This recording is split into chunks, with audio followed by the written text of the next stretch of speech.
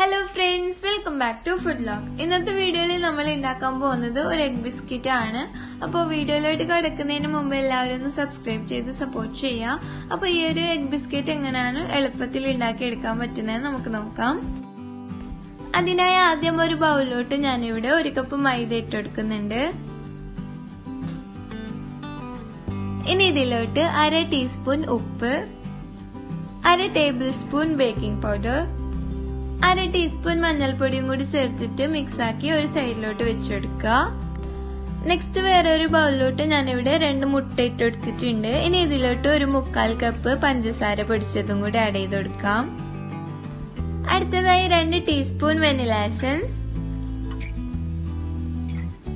പിന്നെ ഒരു 2 table spoon ബട്ടറും കൂടി ചേർത്തിട്ട് നന്നായി ഒന്ന് മിക്സ് ചെയ്ത് കൊടുക്കുക. അപ്പൊ ഇതുപോലെ നല്ലപോലെ മിക്സ് ആക്കി എടുത്തതിന് ശേഷം നമുക്കിതിനെ നമ്മൾ നേരത്തെ സൈഡിൽ മാറ്റി വെച്ചിട്ടുള്ള മൈദയിലോട്ട് ആഡ് ചെയ്ത് കൊടുക്കാം. ഇനി ഇതിനെ നല്ലപോലെ ഒന്ന് യോജിപ്പിച്ചെടുക്കാണ് വേണ്ടത്. അപ്പൊ ഈ ഒരു പരുവമായാൽ മതി. നെക്സ്റ്റ് ഒരു പാന് ചൂടാക്കാൻ വെച്ചെടുക്കുക.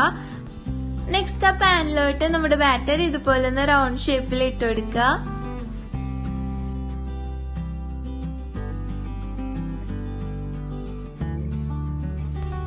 ഇനി ഇതിനെ ഒരു 10-15 മിനിറ്റോളം മൂടി വെച്ച് വേവിച്ചെടുക്കാണ് വേണ്ടത്.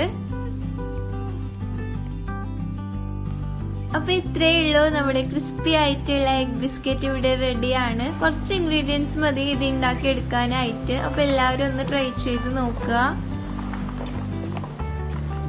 എന്തെങ്കിലും ഡൗട്ട്സ് ഉണ്ടെങ്കിൽ കമന്റിലൂടെ ചോദിക്കുക. മാക്സിമം ഒന്ന് ഷെയർ ചെയ്യുക, ലൈക്ക് ചെയ്യുക. അപ്പൊ അടുത്ത വീഡിയോയിൽ കാണുന്നവരെ ബൈ ബൈ.